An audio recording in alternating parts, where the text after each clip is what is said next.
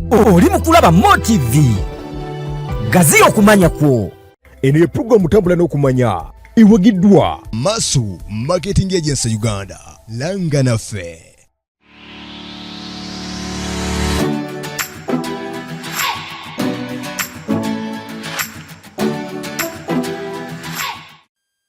Abatulaba abalungi tubaaniriza ku programu yaffe tambula n'okumanya wano ku Mo TV. Tubeera twogera ku nsonga ez'enjawulo ezikwatagana ku kitundu kyaffe. Olwaleero tuli ne Town Clerk era nga tugenda kuba twogera ku nsonga ezigenda mu maaso naddala mu Kaliso Town Council. Ebibuuzo bingi bye mulina kye mmanyi leero agenda kuba atuddamu naye nga tetunnagenda wala.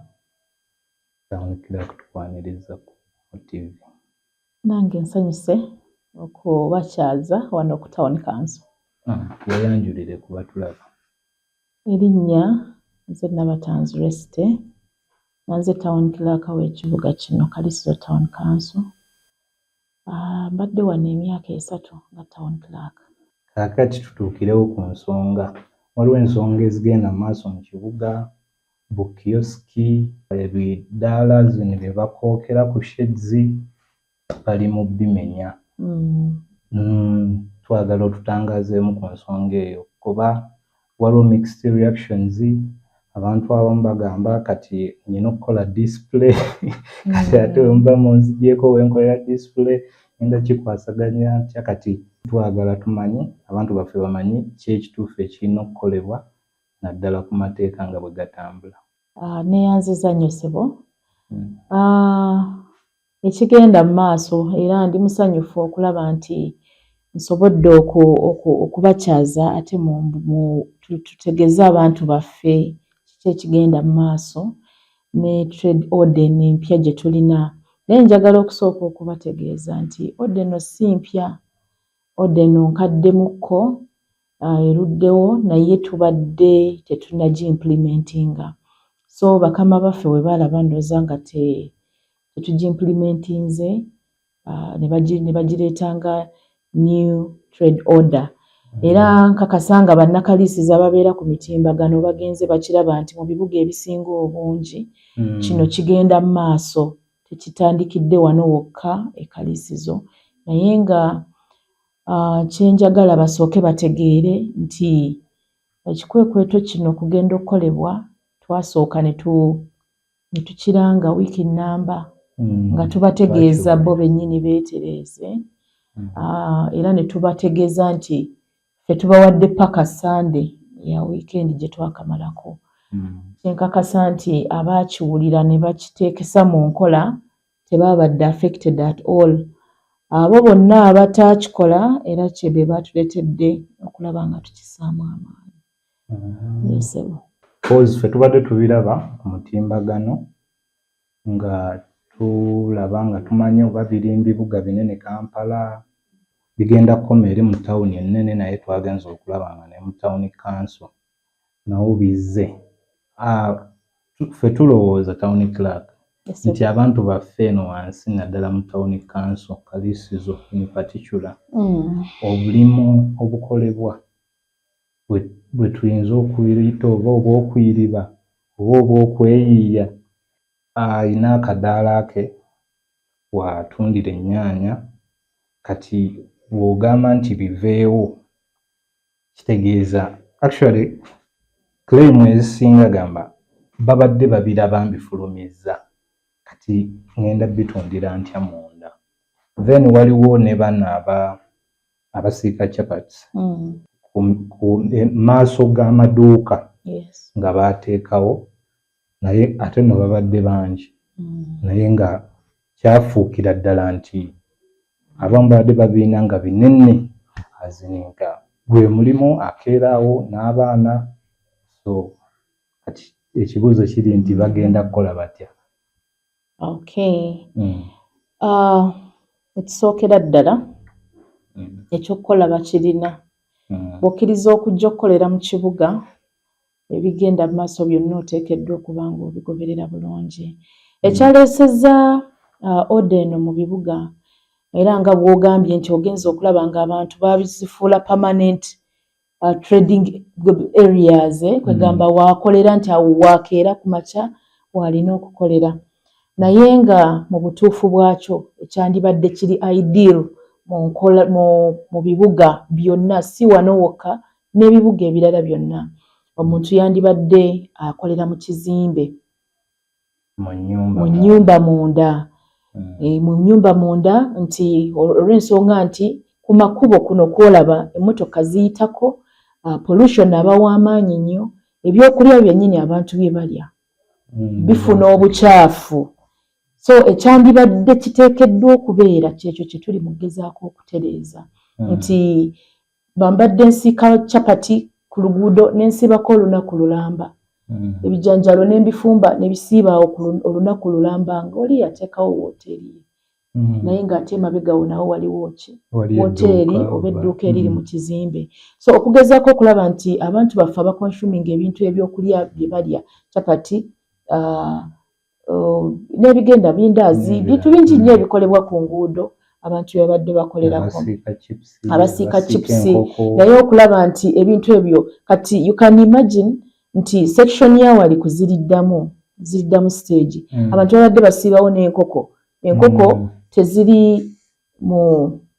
ziri mu bigundi ebicaafucaafu enfuufu emmotoka eziyitawo oluguudo bali mu ddukola enfuufu yonna nga bwejja eggwera ku ebyo kyokka ate naffe abantu nga bye bintu bye tugenda okukola ki so trade order eno etteeka lyagenza okuleetebwa nga kwegamba nga tuteekeddwa kuliteekesa mu nkola mu bwangu ddala okusobola okuyamba community ffe ba consumers b'ebintu bye batunda okulaba nga obukyafu bukendeera ate nga n'ekibuga kibeeramu order etegeerekeka kubanga nammwe kati mu TV bwe mutunula mu kibuga ennaku ebbiri sofa ze twakakola olaba nga ekibuga kyatangadde era neebaza abantu mulimu abantu basanyufu nnyo by the way abantu basanyufu olw'ebikwekweto bye twakoze abanyigiriziddwa yes banyigiriziddwa naye ng'ate abantu basanyufu so kati tutunuulira ku advantages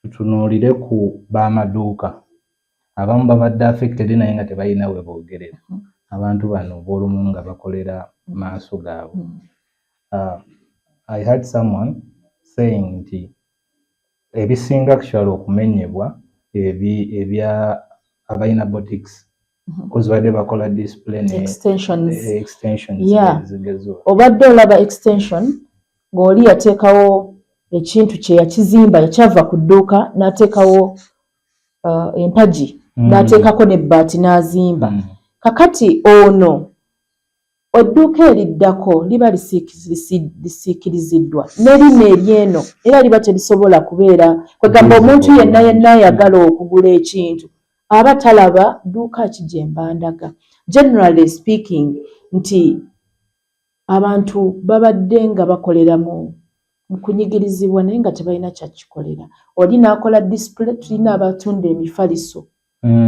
n'atumbiza emifaliso nga 30 gyonna giri ku ki giri awo egimalawo olunaku lulamba abantu tebamanyi tukola ki tugende tugule luddawa edduuka eriddako tebamanyi kyeritunda takola mulimu gwe nga naye tasobola nga naye tasobola kuleeta asigala mabega so nga okunyigirizibwa weekuli nze nkakasa nga abali mu maduuka basanyufu n'abo abagyewo ebintu abamu nabo basanyufu kubanga neighbor we bw'abanga naye yabadde amusiikiriza kati naye ate bwe kyabakutte bonna bali ku level y'emu so nkakasa nga order eno egenda kuyambako ekibuga kyaffe kisooka ekibuga kyaffe kyali well planned streets ziri well planned so n'enguudo amakubo tugalina malungi naye ebintu bibadde bisiikiriza amakubo baziyita enzija abantu olujja ng'abantu baluteekamu businesses endala nezisiikiriza ate abali mu maduuka emabega ate ffe council tuba twagala license ow'edduuka tumugyeko license naye nga n'okola takola ki nga takola bulungi so ndowooza nti abantu baffe bakitwale mu mutima mulungi nti kino kiyamba ekitundu kyaffe enkulaakulana yaakyo obutebenkevu bwakyo kuba ne mu gundi ya security okirabanga kiyambako. Yes, oli alaba nti edduuka lye libali mu likola ki, waliwo watangaavu bulungi. Yes, security wise nakyo kiyambako. Trade order eno twasoose kukola ku bino, kujjawo fankunali kati tugenda kudda ku bizimbe. Yes, ngazi tugenda kugamba tekoma ku ekyo kyokka. Kigazi ekisooka buli kizimbe tukyetaagako security camera. Ekyokubiri ebizimbe ebikadde mu kibuga, era njagala obategeeza nti abantu twabawandiikira dda bannannyini bizimbe emyaka kati tuli mu gumu nga n'ekitundu nga tubawandiikidde. Tujja tubawandiikira amabaluwa gano.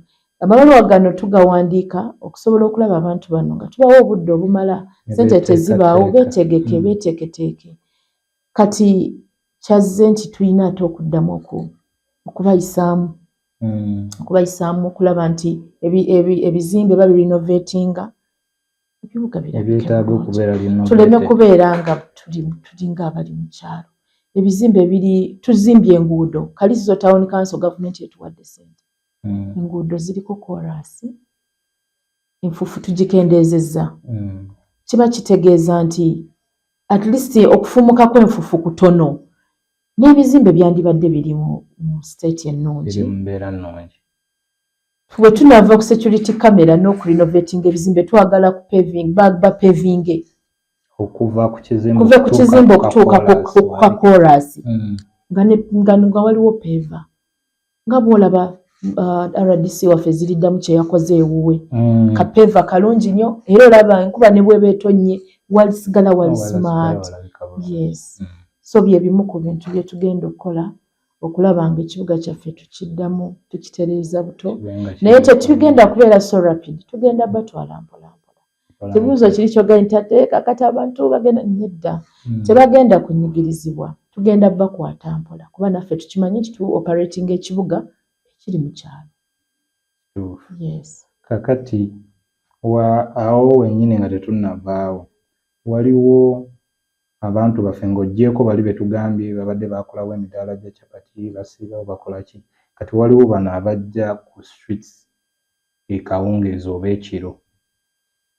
Tulina enteekateeka okulaba nti tureorganizinga. Waliwo abajja ne batandika okukola kawungeezi.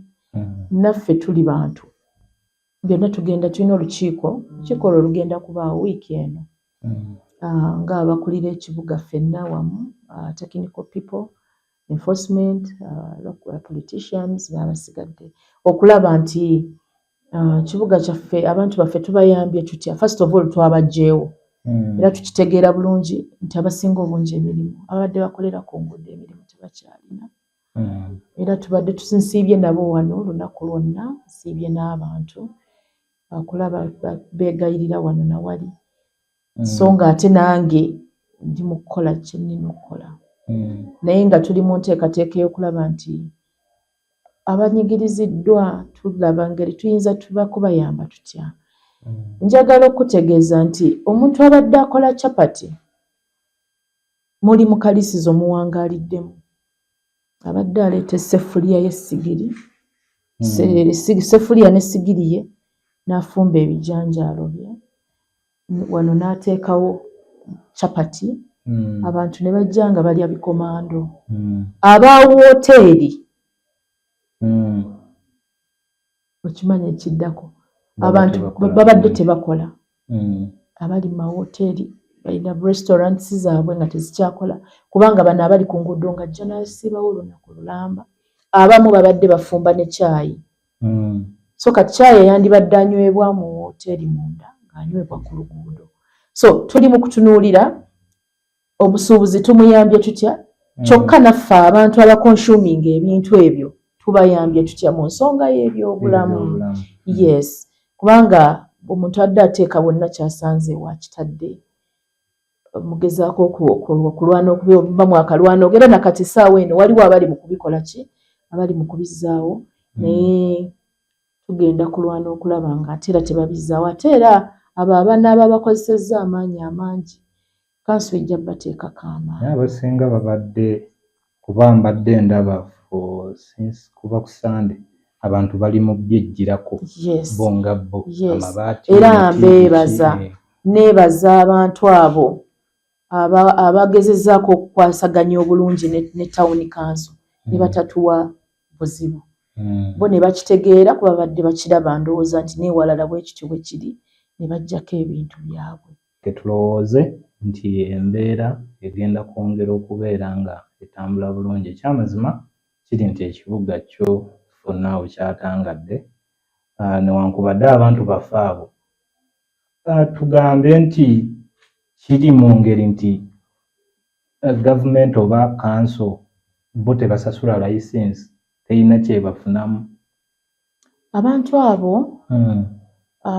basasula empooza nazaba bajjako nnusu nga 200 abamu abalala tebaagala kusasula kugamba tebalina license tuzijja ku maduuka gokka.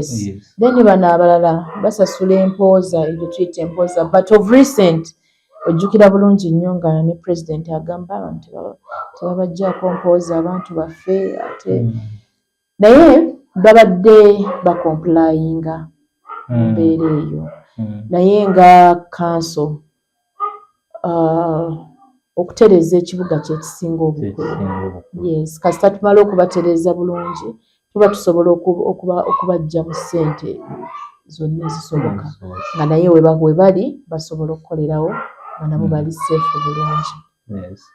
At town clerk, like I said, abantu abamu be mbadde njogerako nabo waliwo alina ekintu kyeyayogedde nendaba nga neŋŋamba nja kikubuuza kasita tugenda kwogera ng'agamba nti mu programs zammwe waliwo enteekateeka yonna gye muyina nga bw'ogambye mu trade order nga mukiyita mukyazi you demarcate nti ku street bweti kwetaagako emirimu bwegiti ne bweki ne bwegiti nga mu advisinga nti alina omulimu obweguti oba bweguti it's better ne mudda mu kitundu bwekiti kwegana ne bibeera organized mu ngeri. Programu eyo tugirina however tuli challenged nti nga council tetulina ttaka naye nga okureorganizinga abantu ffenna kyetusinga okwagala era kyova olaba nkugambye nti tulina olukiiko okulaba nga twereorganizinga n'okulaba engeri abantu baffe gye tugenda okubateekateekamu tugambe nti ab'amatooke mwenna mudde sayidi eno aba capati mwenna nga tumanyi nti bwensimbula nti ngenze kaliisizo capati mmanyi nti nzijja ekyo kyetwagala kyetugenda okukola. Emirimu nga ababazi bamakanika waliwo emirimu egyo era abamu ku abo be babadde basinga okuba nga bateekako extension nti ku kizimbe aliko yekka ate maybe ali oba in the middle kati nga ate ataddeko extension kati akolera welding kati. Town council originally amyaka nga kati 14 emabega yalina kyetuyita physical development plan. Physical development plan yali erambisa ebintu ebyo bulungi nnyo ebifo bino by'abana ababazi ebifo bw'ebiti by'abana aba welding naye yali implemented zituuka ne expiring ne ziggwako naye ffe council nga kyetukola nti tugezaako abantu baffe kiyite ntya oku-advisinga accordingly nti kakati wano tetukikirizaawo kino era oli najja ne pulaani ye ne tumugamba nti ekyo wano mu bantu tekibeerawo tetukikkiriza tugezaako okulaba nga tubateekateeka. Ekyo nkimanyidde ku bizimbe azini ku kuzimba era bw'ojja naye kati ne businesses tugenda olw'okuddayo buto nti businesses tutandike okuzikola ki okuzidemarketingira ebifo. Ekizibu bwe kiri nti bannannyini bizimbe ye oli bw'ajja okusasula renti ate tamubuulira bizinesi gy'agenda kuteekamu okukkakkana nga ataddemu pikipiki ataddemu oba mafuta oba ki naye nga bwe kyandinyumye ekifo ekyo nga kyandibadde teyandikikoleddewo naye olw'okuba nti ffe tetuli bannannyini mayumba tomanya oli bizinesi ki gy'agenda kuleeta enkeera ogenda okusanga ng'ataddewo garagi. Yes. Tuyanza nnyo Town Clerk. Nsuubira abantu baffe bagenda bategeera ensonga zino nga bwe zitambula era naffe kye tusinga okwagala nga mu TV tukwatire wamu tusobole okulaba ng'ekibuga kyaffe kigenda mu maaso. Eky'omukisa omulungi ffenna tukkiriza nti kyazimbibwa ku pulaani enguudo so kati ne kino nsuubira kijja kutereera. Of course buli wabaawo embeera bweziti developments bweziti tewabulamu banyigirizibwa naye eky'omukisa omulungi kwe tuyinza okukakkanira Town Clerk agambye waliwo engagements ezigenda mu maaso era abantu baffe bagenda kuba bategeezebwa ki ekiddako naddala ab'essaawa zino abatali mu kukola oba ababadde emirimu gyabwe nga gyayimiriziddwa. Tukyali ku MoTV program Tambula n'Okumanya era tukyali ne Town Clerk wa Kaliisizo of Town Council. Town Clerk nga tweyongerayo twogere ku license. New licensing system tetugitegeera bulungi.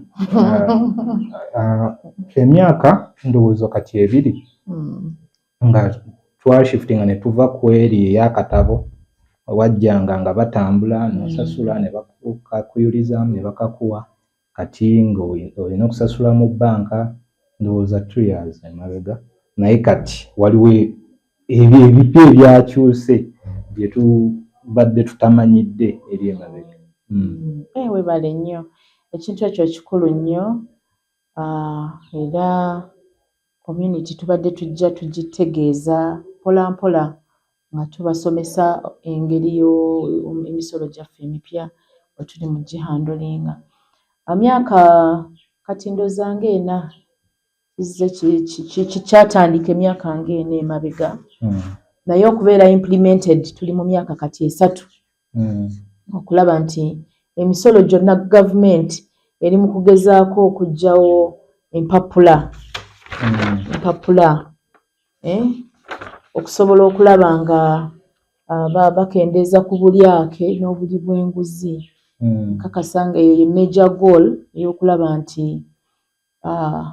abantu baffe bwe baba nga basasudde oli asasudde omusolo gwe gwa $3 nga ddala $3 egyo gigenda gituuse gye girina okulaga. So omusolo ogwo abantu baffe omusasuzi w'omusolo yenna kati essaawa eno tumuggyako ebimukwatako tujjako ennamba y'essimu tukuggyako national ID number of course n'amannya go kubanga gwe ng'omusasuzi w'omusolo ezo details tuba tuzeetaaga. Era bwe nkugeneratingira gye tuyita PRN oba ennamba kw'ogenda okusasulira ennamba eyo ejja butereevu ku ssimu yo era omusolo bwe guba gugenzeeyo era gukulaga nti osasudde ofuna message ekuga nti osasudde $10,000 ku licensi yo oba osasudde $50,000 egy'ennyumba oba okitegeera bulungi. So kati system eno etuyambye nnyo so far so good so far etuyambye. So kati bano ba personnels abajja tebakyakwata ssente tewakyali akkirizibwa era nsaba okutegeeza abatulaba tokkirizibwa kuwa muntu ssente n'otagoberera muntu oyo kufuba kulaba nga akuwa risiiti kuba ssente zonna bwe zijja ku system erinnya lyo bwebalaga nti osasudde ffe wano nze nfuna notification omuwanika afuna kakati risiiti yo ne tugiprintinga era omuntu pasonero bw'akuggyako ssente gwe ng'omuwi w'omusolo naddala mmwe abeeganya abatayagala kutambula kugenda ku kanso oteekeddwa okubeera nga omuntu gwe wawadde ssente omukubira essimu buli ddakiika risiiti yange eriwa ogimubanja paka lwakoze eki paka lwakuwa risiiti yo. Yes, ka message kajja. So tuba tusuubira nti abantu okukwata ku ssente tulina abantu baffe nga ye tasobola kuva mu dduuka naye mbadde nkyalina abantu abalungi naddala abo abakwata ssente naye nga obuvunaanyizibwa bwabwe kufuba kulaba nga bw'aggyako omuntu ssente ate risiiti yagimuwa. Era nkubiriza abantu baffe abasasula omusolo mwenna abatulaba n'abo abatatulaba naye nga musobola okutuusaayo obubaka buno nti goberera nnyo fubanga nnyo okulaba nga risiiti yo okola ki kubanga buli kimu ekisasulwa kagube musolo gw'amayumba kagube musolo gwa trade license kagube nti walese pulaani yo okubeera approved pulaani eyo erina okuba nga risiiti yayo ekoze eki efulumye. Yes, so ku buli kimu twetaaga okuwa risiiti. Ennaku zino risiiti si za butabo nga bwe twali edda nti oli akuula mu katabo nedda eno ya system eri system generated. Yes, system ye generatinga nefuluma era neraga obudde bw'osasuliddeko neraga oli kitundu ki buli kimu kiri ku system. So tubakubiriza system ffe tuyambye nti kati ssaawa eno emisolo gijja ssente ne zituuka oli bw'aba asasudde emitwalo 7 giba 7 gituuka nga giri 7 naye emabegako tegyatuukanga zaabuliranga wakati awo nga tetubitegeera bulungi ate nga n'omuwi w'omusolo musanyufu nnyo tebamuggyeko ssente ne batamuwa na risiiti. Yes, so sisitimu eyo etuyambye era nsaba abantu bagigondere bakimanye nti kati kyekiriwo yonna buli wamu kyekiriwo. Yes, buli wamu kyekiriwo. Ogenda oba kufuna ssente mu bank ekisooka license omulimu gw'okola guli license mu kifo ekyo. Yes. So mbakubiriza okusasula emisolo. Emisolo gye tugisasula. Mbakubiriza bannange musasule emisolo egyo gye musasula gye gituyambako okubatuusaako empeereza yonna mu tawuni yaffe. Ate era ekyo ekintu kya receipts ezo license okuba nga ziri generated ne system kirungi cause eri license ebiseera ebisinga we yakubulangako ate obwo nga nabwo buba buzibu oba tosobola kufuna naye kakati essaawa eno bw'ojja n'oŋŋamba nti wasasula nga tuteeka erinnya lyo mu system n'ennamba y'essimu ng'edisplay nga wasasula ddi era so nsobola okufunira risiiti endala mu bwangu ddala. So ndowooza buli kimu ekijja enkyukakyuka eba enyiga naye ate ebeera nnungi. Akati awo nga tukyali awo ku musolo gwaffe abantu kyemmanyi abasinga bakomplayinga license bagezaako okumusasula waliwo ku ongoing projects ezigenda mu maaso omulabi waffe ze yandeetaaze okumanya. Tuli challenged muko katono nti ssente gavumenti eyina ntono era ssente zijja ntono naye tugyebaza gavumenti ekola omulimu gw'amaanyi okulaba nti etufacilitatinga okutuusa empeereza ku bantu baffe. Tulina ebigenda mu maaso ebimu twabikolako abantu abamu tebamanya na projects nti tuzikoze naye ate ekizibu bwe tubayita mu nkiiko tebaagala kuzijjamu kuba normally ekituleeta mu nkiiko ezo tuba twagala okubategeeza nti bannange kino ne kino tugenda kikolako ne kino tugenda kikolako ekyo kye tutagenda kukolako kye kino ne kino ne kino naye nga tuli mu ssaawa eno tuli mu planning and budgeting era tugenda budget yaffe tugenda gisoma wiiki eno yennyini ku Lwokuna tugenda kusoma budget n'enteekateeka nga bw'egenda okuba next financial year abantu baffe okuba bamanye biki bye tugenda okukola bye tutadde mu budget n'ebyo bye tutasobodde kukola olw'ensonga eza budget cuts ne limitations eza local revenue. Abantu baffe abasasuzi b'omusolo yes abamu basasula naye abamu batutwalaganya abamu tulina mu kkooti abamu tuli forced okubatwala mu kkooti ng'amaze emyaka ng'esatu tasasula. Aba license bajjumbira olw'ensonga nti baba baagala looni. Tasobola kufuna looni nga talina license ate tasobola gifoojinga. So aba ayanguwa mangu najja n'akola ki? Naye omusolo gwa property tax teguviirayo ddala. Bannannyini bizimbe tebaagala kusasula musolo. Kati naffe kye twakoze nga town council oluvannyuma lw'okulaba nti tubajjukiza enfunda eziwera nga tebasasula ne bagaana. Kati ate twavudde mu mbeera kati twagenze mu kkooti tutwalayo bulungi erinnya lyo n'omuwendo gwa ssente gwe tukubanja. Kozi ebirango tubadde tubiwulira naye nga mugamba nnyini kizimbe asasule ssente ezo abapangisa baleme kutataaganyizibwa. Nga temukitegeera tubeera etugamba kati omusajja oba omukazi bw'anaagaana okusasula ssente bagenda kujja ekizimbe bakiggale era lyeryo kye tulina okukola ekyo ng'ate ffe tusasula oba ekyo kye tulina okukola nti ekizimbe omuntu yenna aganya okompulayi nga tuteekeddwa kujja ne tuggalawo until you comply. Naye ejjukira ekyo tukatuyisaamu ebizindalo abantu baffe baleme kubeera affected kubanga nkimanyi nti abali ku bizimbe si be bannannyini bizimbe bo bajjawo nga bapangisa ate bo abapangisa bakola ogwabwe ne basasula nannyini kizimbe mwanannyini kizimbe n'abulawo ye olufuna akake ng'akola ki ng'agenda. So okunyigirizibwa kw'abapangisa kuva ku landlord waabwe. So bwe tujja ne tuggalawo nabo bajja kugenda bagambe mukama waabwe nti ssebe ekizimbe kyaffe bakikoze eki bakiggadde. Naye nga tetunnatuuka ku ekyo twasoose tukwate bannannyini bizimbe tubatwale mu ki mu kkooti tulabe nga ssente za kanso zivaayo zituyambeko kubanga bingi bye tukozesa ssente ezo. Kasasiro tulina mungi kuba ekibuga kyaffe kikula buli lunaku. So twesanga nga tuteekeddwa okuyoola kasasiro. Lwe tuyodde kasasiro ennaku tukola nnaku 3 mu wiiki.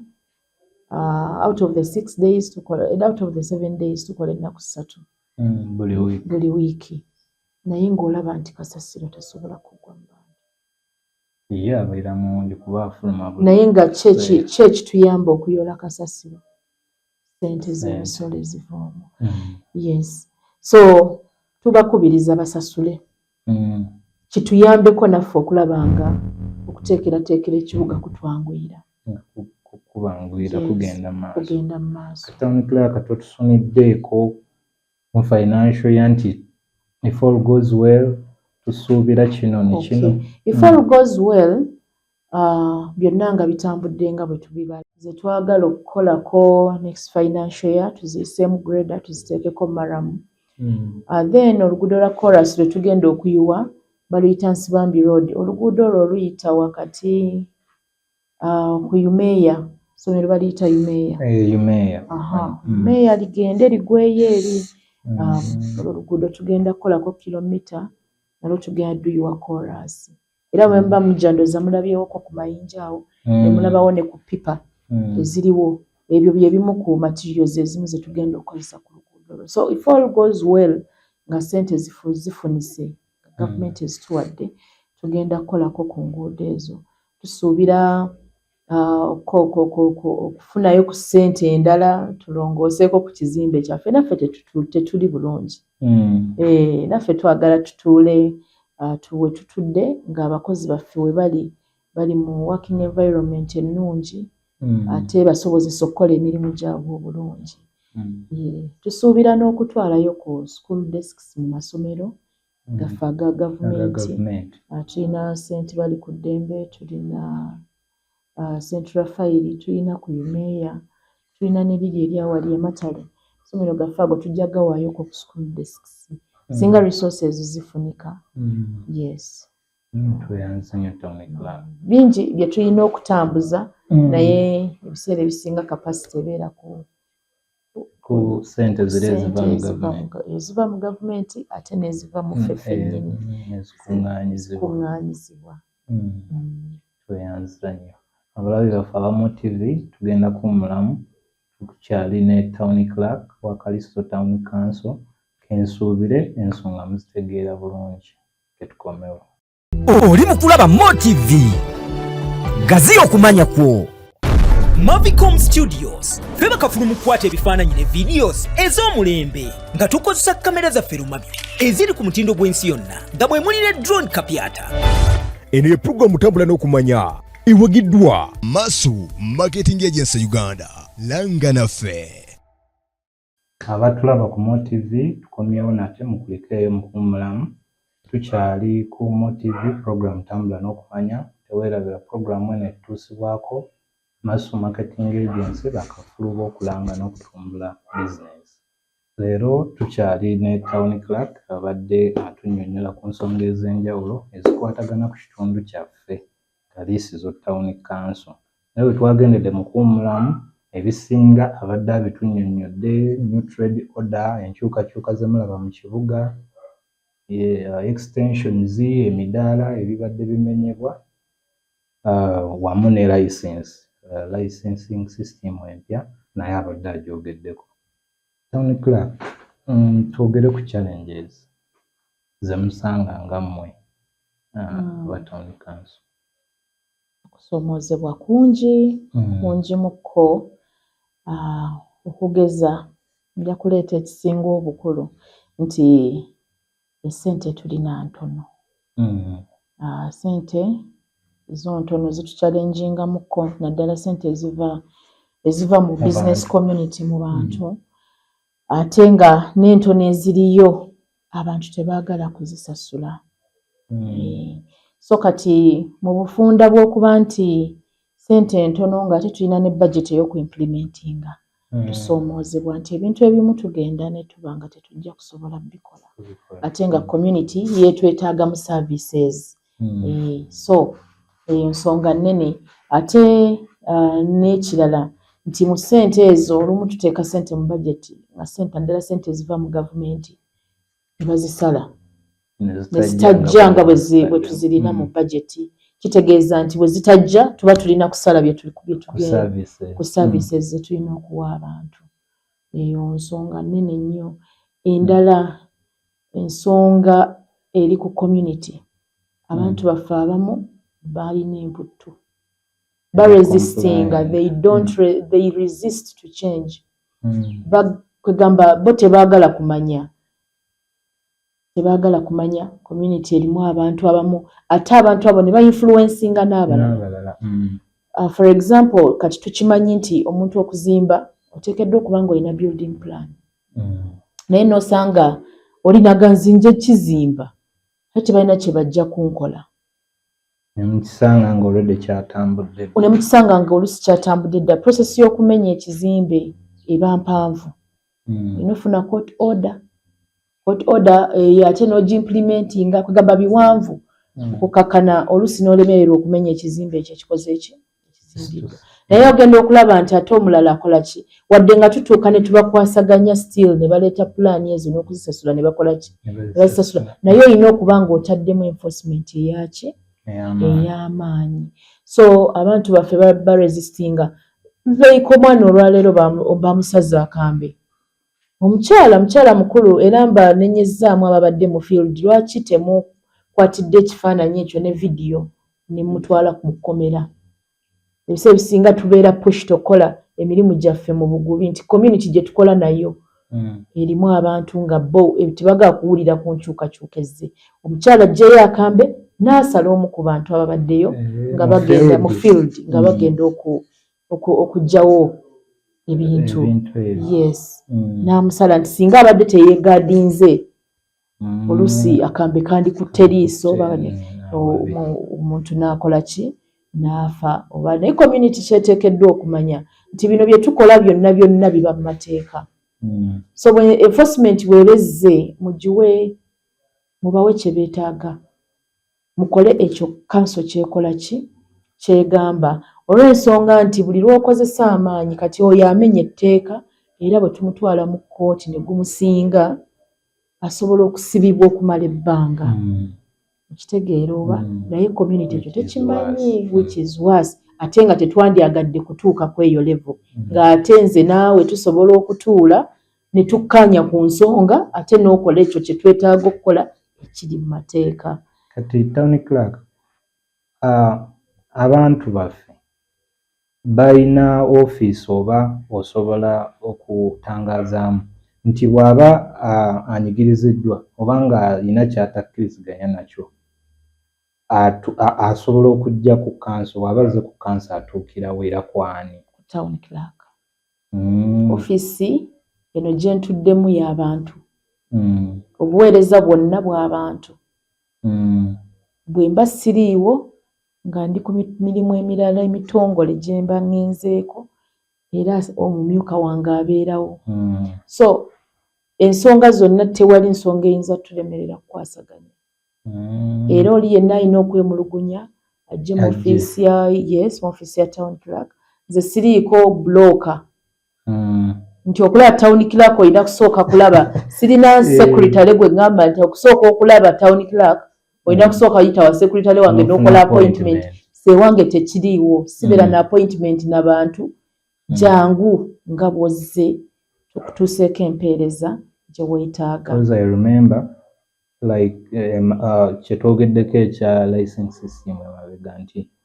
bwe bajja ku business yange okungerekera omusolo this year bangamba bampa n'ekya kipande nembagamba bati ebipande kyali ku kkubo kati oluguudo oluli under construction twabijjayo ate nangamba kino ekiri ku mulimu nakyo olina okubeera nangamba kale twayogera naye nangamba bw'oba olina kyotategedde oba kyotakkiriziganyizaako genda ku kanso. Yes. Kati bweba ensonga zonna bw'oba olina okwemulugunya kwonna olina kitagenda bulungi kyeweemulugunyaako kyetutakolako kyetutatabaganya ensonga z'ettaka bwe muba mulina obumulumulu bw'ettaka era bw'ojja wano ngenda kusindika mu Area Land Committee yokka bwe tugaa nti ensalo y'ono Area Land Committee genda mukkaanye otule ne LC mukkaanye ku nsonga z'ettaka n'ensonga zonna ezikwatagana n'obutebenkevu mu kibuga obuyonjo kino kiganyo no muliraanwa wange amazzi ge gayiika wange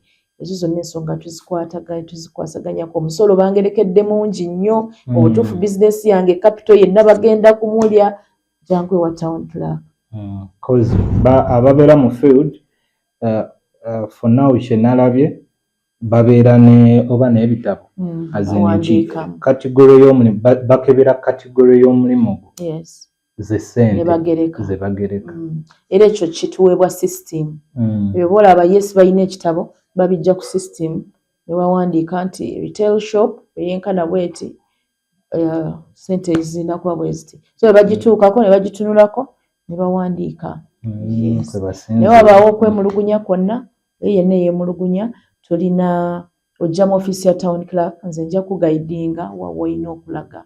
Ekyokubiri twataddewo n'obukiiko obukwasaganya eby'emisolo buli kakiiko buli muluka gulina akakiiko ako naye era bw'onojja mu ofiisi nja kukubuulira nti kakati ensonga eno ensonga yobweti bwe mba sisobola gimaliriza ng'erina kugenda mu lukiiko olukiiko olwo nga lutuula nga lugikkaanyaako bulungi. Kakati wakyaliyo ku challenges challenges endala abantu baffe tebanategeera nnyo bulungi bwa kubeera mu kibuga eyo challenge eba nnene nnyo nti ekibuga bw'okibeeramu olina opportunities nnyingi z'ofuniramu business bweba business eba erina kutambula bulungi naye tebannakya appreciatinga n'osanga omuntu omukulu n'akwata akakutiya k'akasasiro n'akayiwa mu mukutu ogutwala amazzi n'agera ng'enkuba eri mu kutonnya n'akwata ekkutiya y'akasasiro n'agiyiwa mu mukutu osuubira nti kasasiro oyo agenda kulaga luddawa agenda kuzibikira emikutu amazzi gayanjaale gagende kungulu ku nguudo enguudo zoonooneke kyokka enguudo ezo nga gavumenti ezitaddemu ssente nyingi okusoomoozebwa okwo kintu kinene nnyo kitusoomooza nnyo nti tulwanye nnyo n'abantu okulaba nti bannange mukwate mufune dustbins ku bizimbe byammwe muteekemu kasasiro emmotoka eyita mu Mmande Lwakusatu Lwamukaaga tuba tukusuubira nti mwezi ennaku ogeneratinze kasasiro gw'osobola okuteeka ku mmotoka. Abantu tebaagala complyinga nakyo. Nti era olina kudduka misinde kulwanagana n'abantu okulaba nga bakomplyinga. Singa abantu baagala ekibuga kyabwe bandibadde bateekamu bo bennyini amaanyi okulaba nti kubanga enkulaakulana y'ekibuga si ya kanso. Etandika n'abantu. Etandika nange omuntu nze kennyini nti nkozesa edduuka nti edduuka lyange lirimu ebipapula lirimu obukyafu njera nkola ki nteekeddwa okuyonja. Naye kasasiro wange ne mukuŋŋaanya bulungi. Kanso bw'ejja n'etwala kasasiro n'emunzijjako. Kye tulaba mu bibuga ebirala kasasiro bamusasulira. Ng'omuntu bw'ajja okutwala kasasiro wo kampani weziri ziba contracted. Era ekyo kye tuddako kati. Bati tujja kitwala mpola. Paka abantu baffe nga bamaze oku appreciatinga nti really ekintu kino kiyamba bo. Naye kati kansi ekyamuyoola ng'ekuggyako terina kyokuggyako actually. Kujjako kasasiro wange n'omutwala gye nnina omukola ki okumusuula. Yes. So twetaaga community nga naye tuyamba tweyamba ffenna tulabe ng'ekibuga ffenna tukulaakulana wamu. Kinneetaagisa nze wa kanso okugenda okugamba omuntu okulima mu luggya lwe oba okwera mu mulyango gw'edduuka lye oba kiteekeddwa omuntu kubeera ng'ekyakimanyi nti ateekeddwa okukikola. So abantu ekyo kye balinda ffe tukole. Naye ekizibu bwe kijjira nti bwe tukikola ate ffe tujjira mu bukambwe. Tujjira mu bukambwe. So kikyatuchallenginga nnyo nti management ya kasasiro ekyatuchallenginga lw'abantu baffe abatayagala kukola ekyo kiyinza kutuyamba nga ffe mu kukuŋŋaanya kasasiro oyo. So ne mbasaba nti muteeke container ku bizimbe byammwe, muteeke dustbins ku maduuka gammwe. Yes, muteeke obukutiya. Muteeke kasasiro mu bukutiya. Bw'oba olaba nga plastic wo bajja mutwala ng'okwata ng'oteeka mu kakutiya ng'okateeka owa kanso waakalabira onaayoola kasasiro. Motoka yaffe eyitamu Mande, Olwokusatu n'Olwomukaaga mu kibuga kyonna ne tujja kasasiro mu bantu. Ekyokubiri abantu baffe tebaagala kubeera cooperative. Motoka nejja n'epaakingawo ne bagaana okutwala kasasiro. Motoka bagiraba weeri. Oli n'atuula mu dduuka n'alaba emmotoka nga weeri n'atateekako n'akazindalo n'akawulira bannaye muleete kasasiro ku mmotoka n'asigala w'atudde. N'agera nga emmotoka egenze n'amuleeta n'amusuula ku kkubo. N'abeera ku kkubo. Nejjukira emmotoka ezze ku Mande ejja kukomawo lwakumeka? Ejja kukomawo Lwakusatu. Eyo challenge eba nnene nnyo. Nina challenge y'abakozi bange nti batono. Abakozi batono era n'abayozi ba kasasiro nina batono ddala. Batono ddala. Nti olunaku agenda okukola olunaku lwonna nga kanyuga kasasiro ku mmotoka. Akoowa. Naye gwe bw'otuyamba bw'omuntu n'oleeta kasasiro we bali bo ne bamusika ne bamuyiwayo ne bakuddiza akakutiyako n'ogenda. Kye nandirowoozezza nti kyekisinga naye abantu tebakyagala ekyo. Ayagala nzije mu dduuka lye nzitulewo gy'atudde naye nga yampadde layisinsi ya ssente mmeka omwaka ya $1,000 nenkwata calculator yange nenkaliculetinga $1,000 buli lunaku aba ampadde ssente 0. Muggyeko eby'emisolo abantu baffe obutayagala complyinga naye n'abantu baffe abamanyi ekyokukola ate nabo ne bakola ekitali kituufu. Okugeza oli n'amanya nti nteekeddwa okuba ne building plan. Ate building plan teyamba nze, eyamba ggwe nga customer wange oba nga omutuuze wange. Ekuyamba nti mu eventuality yonna oba olina legal document ekubaakinga. Naye oli n'agamba nti nze nja kulaba bendabye ku kanso. Ne wabaawo obutakkaanya oba ebyo eby'ettaka oba ebyaki. Exactly. Era oba olina plan yo yali approved. Naye oli n'ayagala akozese behind door afuneyo gwalaba amulyeko ssente. Amugamba azimba nze abakulu nja bakola ki? Naye waffe tewali mukulu gwe balaba. Aba yakatandika ng'omukulu akola ki? Ng'ajja. Nti ate abakulu nali mmanyi mbakoze eki? Mbalabye. Ng'ate obukulu gw'okoze eki? Gw'ojjidde ddala. So okusomozebwa okwo nakwo kukyalimu. Naye tugezaako okusomesa community.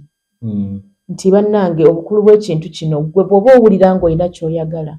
Oba oyagala kugayidinga. Oyinza okuzimba ennyumba yo n'ogizimba mu kkubo eririna okuyita. Ng'obadde tokimanyi ng'omutuuze naye nga ffe awo twateekawo ekkubo.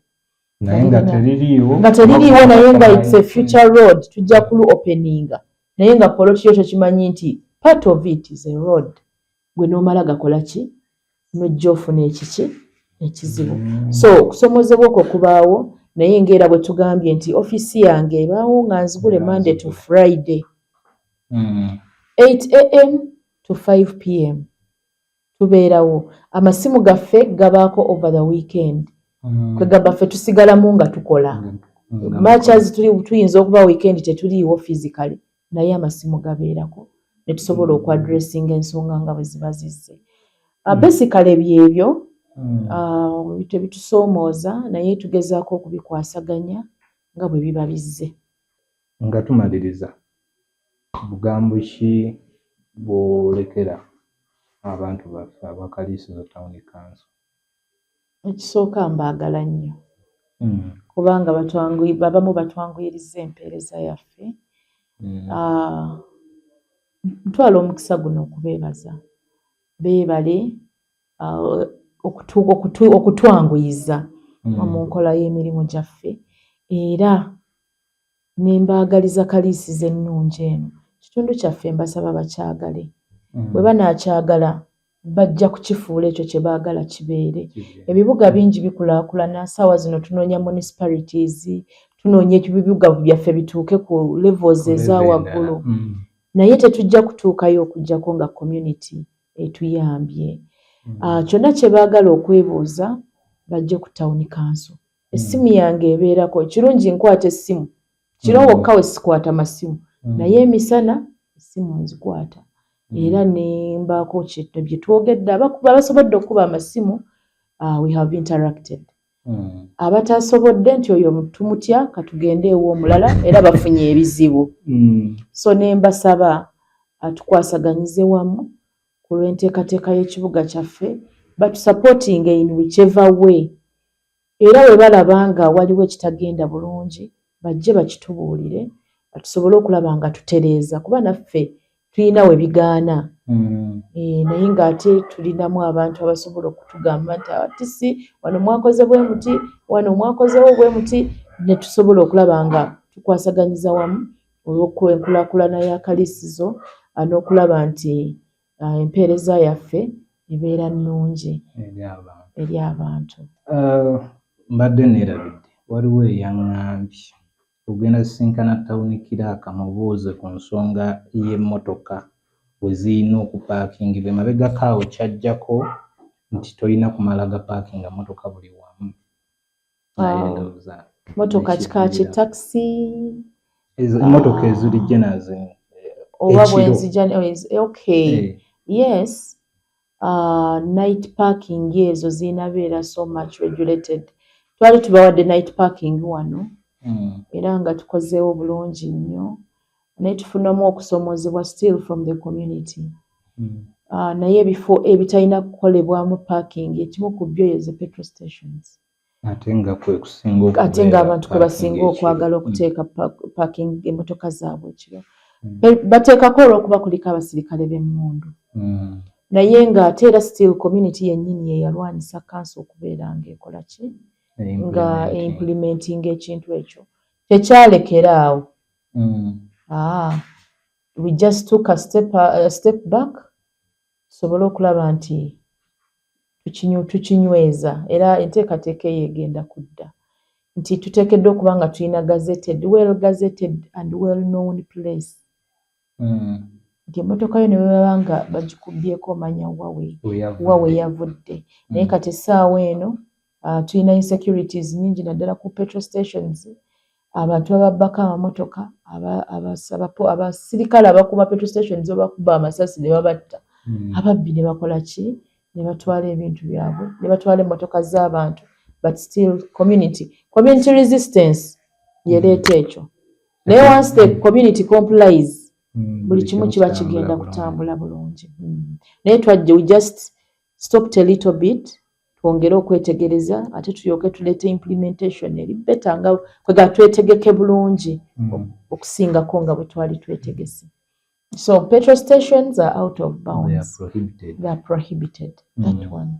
Tweyanza nnyo tweyanzege ensuubire ebisinga tawunikirako abikonyeeko byonna abyogedde naye kyetusinga era kyetuddamu okukubiriza atugambye ofiisi nzigule kyonna ekyetaagisiza mujje mu engage tetutya offices abantu baffe abasinga tawunikirako batya offices era abuuza bubuuza addeeyo akaanireeyo ayombereeyo offices ziriwo ku lw'abantu era ffe ekitubeeza wano singa tebaali mmwe twandibadde wano tetuliiwo tuliwo kubatuusaako mpeereza kyonna ne bw'oba olina kye weebuuza ng'olina ky'otategedde genda mu office jangu mu office tukugaidinge tukubuulire ekyokukola tukuyambe most of all tubayambe mu kifo ky'okubeera eyo nga mutambula muli mu wolokoso muli ku TikTok mufuna mulina ebibatawaanya eyo ne mwagala mubimalire eyo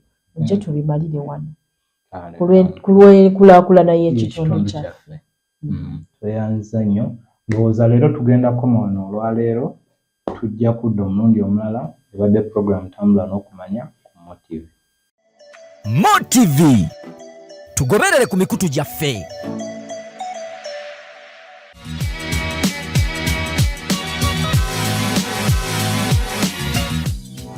Ba clients baffe abalungi tubaaniriza wano ku Doki Fashions tutunda engoye ez'abakyala n'abasajja n'abavubuka n'abaana abato. Tusangibwa wano e Kaliisizo mu Kiddukanya Street mu kikubo ekyamuka ku Kereziya y'omu tawuni. Eno ye programu tambula n'okumanya ewagiddwa Masu Marketing Agency Uganda. Langa naffe.